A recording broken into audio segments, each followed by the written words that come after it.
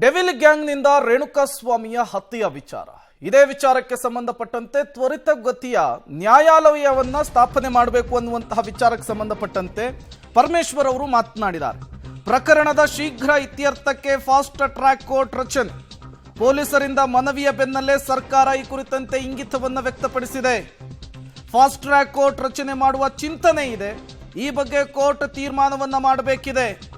ಪ್ರಕರಣ ಬೇಗ ಇತ್ಯರ್ಥ ಆಗಬೇಕು ಅಂತೇಳಿ ಗೃಹ ಸಚಿವರಾದ ಡಾಕ್ಟರ್ ಜಿ ಪರಮೇಶ್ವರ್ ಅವರು ಫಾಸ್ಟ್ ಟ್ರ್ಯಾಕ್ ಕೋರ್ಟ್ ಸ್ಥಾಪನೆಯ ಬಗ್ಗೆ ದರ್ಶನ್ ವಿಚಾರಕ್ಕೆ ಸಂಬಂಧಪಟ್ಟಂತೆ ಮಾತನಾಡಿದ್ದಾರೆ. ಕೇಸಲ್ಲಿ ಫಾಸ್ಟ್ ಟ್ರ್ಯಾಕ್ ಕೋರ್ಟ್ ಮಾಡಬೇಕು ಅದನ್ನು ತೀರ್ಮಾನ ಮಾಡ್ತಾರೆ. ರಿಕ್ವೆಸ್ಟ್ ಮಾಡಿದಾರಲ್ಲ ಸರ್ ಡಿಪಾರ್ಟ್ಮೆಂಟ್, ಅದಕ್ಕೆ ಕೋರ್ಟ್ ತೀರ್ಮಾನ ಮಾಡಿದ್ರು. ಅದು ಒಂದು ಚಿಂತನೆ ಇದೆ.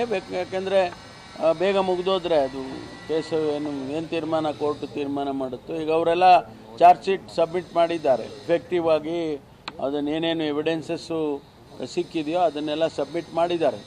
ಅದರ ಆಧಾರದ ಮೇಲೆ ತೀರ್ಮಾನ ಆಗುತ್ತೆ.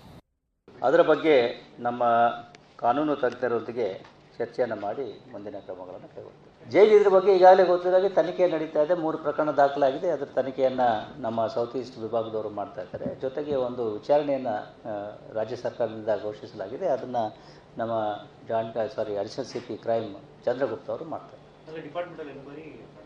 ಡಿಪಾರ್ಟ್ಮೆಂಟ್ ಓವರಾಲ್ ವಿಚಾರಣೆ ಸಮಗ್ರವಾಗಿ ಅಲ್ಲಿ ಇದರಲ್ಲಿ ಜೈಲಿನಲ್ಲಿ ಇರ್ತಕ್ಕಂಥ ಲೂಪ್ ಹೋಲ್ಸ್ ಏನಾದರೂ ಇರ್ತಾ, ಯಾಕೆ ಡೆವಿಲ್ ಗ್ಯಾಂಗ್ನಿಂದ ರೇಣುಕಾಸ್ವಾಮಿ ಕೊಲೆ ಕೇಸ್ ಫಾಸ್ಟ್ ಟ್ರ್ಯಾಕ್ ಕೋರ್ಟ್ ರಚನೆಯ ವಿಚಾರಕ್ಕೆ ಸಂಬಂಧಪಟ್ಟಂತೆ ಜಿ ಪರಮೇಶ್ವರ್ ಅವರು ಮಾತನಾಡಿದ್ದು ಹೀಗೆ: 1 ವರ್ಷದೊಳಗೆ ಪ್ರಕರಣ ಇತ್ಯರ್ಥ, ಫಾಸ್ಟ್ ಟ್ರ್ಯಾಕ್ ಕೋರ್ಟ್ ಮಾಡಬೇಕು ಅನ್ನುವಂತಹ ಮನವಿ ಹೆಚ್ಚಾಗ್ತಾ ಇದೆ. ತ್ವರಿತಗತಿಯ ನ್ಯಾಯಾಲಯ ನೀಡುವಂತಹ ಫಾಸ್ಟ್ ಟ್ರ್ಯಾಕ್ ಕೋರ್ಟ್ ಅದನ್ನು ರಚನೆ ಮಾಡಬೇಕು ಅನ್ನುವಂತಹ ಮನವಿಯನ್ನು ಈಗ ಪೊಲೀಸರು ಮಾಡಿಕೊಂಡಿರುವಂಥದ್ದು. ಪೊಲೀಸರು ಮಾಡಿರುವಂತಹ ಆರೋಪವನ್ನು ಸಾಬೀತು ಮಾಡಬೇಕಾಗುತ್ತೆ ಕೋರ್ಟ್ನಲ್ಲಿ. ಫಾಸ್ಟ್ ಟ್ರ್ಯಾಕ್ ಕೋರ್ಟ್ ರಚನೆಯಾದರೆ ವರ್ಷದಲ್ಲಿಯೇ ವಿಚಾರಣೆ ಅಂತ್ಯವಾಗುತ್ತೆ, ತೀರ್ಪು ಹೊರಬರುತ್ತೆ, ಪ್ರಕರಣದ ತೀರ್ಪು ಕೂಡ ಬೇಗನೆ ಬರುತ್ತೆ. ಹಾಗಾಗಿ ಫಾಸ್ಟ್ ಟ್ರ್ಯಾಕ್ ಕೋರ್ಟ್ ರಚನೆ ಆಗಬೇಕು ರೇಣುಕಾಸ್ವಾಮಿ ಹತ್ಯೆಯ ವಿಚಾರಕ್ಕೆ ಅಂತೇಳಿ. ಫಾಸ್ಟ್ ಟ್ರ್ಯಾಕ್ ಕೋರ್ಟ್ ರಚನೆಯಾದರೆ ದರ್ಶನ್ಗೆ ಜಾಮೀನು ಸಿಗೋದು ಕೂಡ ಕಷ್ಟವಾಗುತ್ತೆ. ಹಾಗಾಗಿಯೇ ಪೊಲೀಸರು ಮನವಿಯನ್ನು ಮಾಡಿಕೊಳ್ತಾ ಇದ್ದಾರೆ. ವಿಚಾರಣೆ ನಡೆಯುವಾಗ ಬೇಲ್ಗೆ ಆಕ್ಷೇಪಣೆಯನ್ನು ಕೂಡ ಸಲ್ಲಿಸಲಾಗುತ್ತೆ.